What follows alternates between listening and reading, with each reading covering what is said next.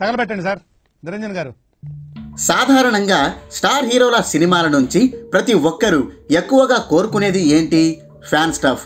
ఆయా హీరోలకి తగినట్టు కమర్షియల్ అంశాలు జోడిస్తూ ఫ్యాన్ స్టఫ్ దట్టిస్తే నా సామిరంగా దబిడిదిబిడే. అప్పుడు ఆ సినిమాను అభిమానులే కాదు సినీ ప్రియులందరూ ఫుల్లుగా ఎంజాయ్ చేస్తారు. అలాగని సినిమా మొత్తం ఫ్యాన్ స్టఫ్ ఉండాలని కాదు, స్టోరీ మరియు నెరేషన్ కూడా బాగుండాలి. అప్పుడే సినిమా అవుట్పుట్ అనేది పర్ఫెక్ట్గా వస్తుంది. ఇప్పుడు బ్రో సినిమా కూడా ఆ కోవకు చెందినదేనని చెప్పుకోవడంలో సందేహమే లేదు. పవన్ కళ్యాణ్ కరిజ్మాటిక్ ఇమేజ్ని ఫుల్లుగా వాడుకొని ఆడియన్స్కి కావాల్సిన స్టఫ్ని బాగా దట్టించేశారు. చాలా కాలం నుంచి మిస్ అవుతున్న వింటేజ్ పవన్ కళ్యాణ్ని ఇందులో చూపించి ఫ్యాన్స్ పండగ చేసుకునేలా చేశారు. పవన్ గెటప్స్ కానీ, డైలాగ్స్ కానీ, మేనరిజం కానీ బాగా పిండేసి ఫుల్ స్టఫ్ అందించారు. ముఖ్యంగా సాయి తేజ్ మరియు పవన్ మధ్య వచ్చే సీన్లైతే మరో లెవెల్లో ఉన్నాయి. దీనికి తోడు కంటెంట్ కూడా పర్ఫెక్ట్గా కుదరడంతో సినిమా అవుట్పుట్ అనేది అవుట్ స్టాండింగ్గా వచ్చింది. అసలు స్టోరీ ఏమిటంటే, సాయి ధరమ్ తేజ్ తన కుటుంబానికి పెద్ద దిక్కు. చిన్న వయసులోనే తండ్రి చనిపోవడంతో కుటుంబ బాధ్యతలు తీసుకొని అంతా తానే చూసుకుంటాడు. అయితే సాయి తేజ్ అనుకోకుండా ఒక యాక్సిడెంట్లో చనిపోతాడు.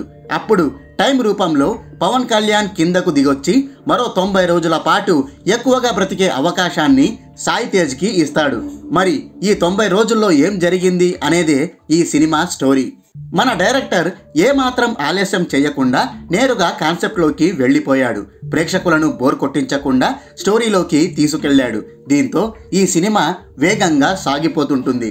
ఇక పవన్ కళ్యాణ్ రంగంలోకి దిగిన తరువాత సినిమా వేగం మరింత పుంజుకుంటుంది. ఫస్ట్ హాఫ్ అయితే చాలా ఎంటర్టైనింగ్గా సాగుతుంది. టైం క్యారెక్టర్లో పవన్ కళ్యాణ్ రకరకాల గెటప్పుల్లో కనిపించి ఫ్యాన్స్ని అలరించాడు. ఆయన కాస్ట్యూమ్స్, ఆయన పర్ఫార్మెన్స్ టాప్ క్లాస్గా నిలిచాయి. ఇదే కదరా పవన్ నుంచి మేము కోరుకుంది అనేలా చాలా పవర్ఫుల్గా, ఎనర్జెటిక్గా పవన్ కళ్యాణ్ని చూపించారు. త్రివిక్రమ్ రాసిన డైలాగులు కూడా బాగానే పేలాయి.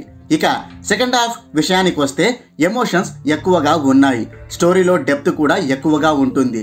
సినిమా కొంచెం నెమ్మదించినట్టు, ఫస్ట్ హాఫ్తో పోలిస్తే సెకండ్ హాఫ్లో ఎంటర్టైనింగ్ స్టఫ్ తగ్గినట్టు అనిపిస్తుంది. చివరి 20 మినిట్స్ అయితే మార్వెలస్ అని చెప్పుకోవాలి. ఇక్కడ ఏ పాయింట్ అయితే సముద్రకని చెప్పాలనుకున్నాడో దాన్ని చాలా బ్యూటిఫుల్గా అందరినీ కట్టిపడేసేలాగా ప్రజెంట్ చేయడంలో సక్సెస్ అయ్యాడు. సమాజానికి ఒక మంచి మెసేజ్ ఇచ్చాడు. ఈ చివరి 20 మినిట్స్ క్లైమాక్స్కు అందరూ తప్పకుండా కనెక్ట్ అయిపోతారు. మరి ఇందులో లోపాలేమీ లేవా అంటే కొన్ని లోపాలైతే ఉన్నాయి. కొన్ని చోట్ల ఫ్యాన్ స్టఫ్ బాగా మితిమీరినట్లు అనిపించింది. అసందర్భంగా వచ్చే పాటలు సినిమాకు బ్రేక్ వేసినట్లు అనిపిస్తాయి. మొదట్లో ఎమోషన్స్ కూడా ఆర్టిఫిషియల్గా ఉన్నాయన్న భావన కలుగుతుంది. ఇక గ్రాఫిక్స్ గురించి ఎంత తక్కువ మాట్లాడుకుంటే అంతే మంచిది. విఎఫ్ఎక్స్ మరీ నాసిరకంగా ఉంది. కానీ అసలైన థీమ్ మాత్రం ఎక్కడా దెబ్బతినలేదు.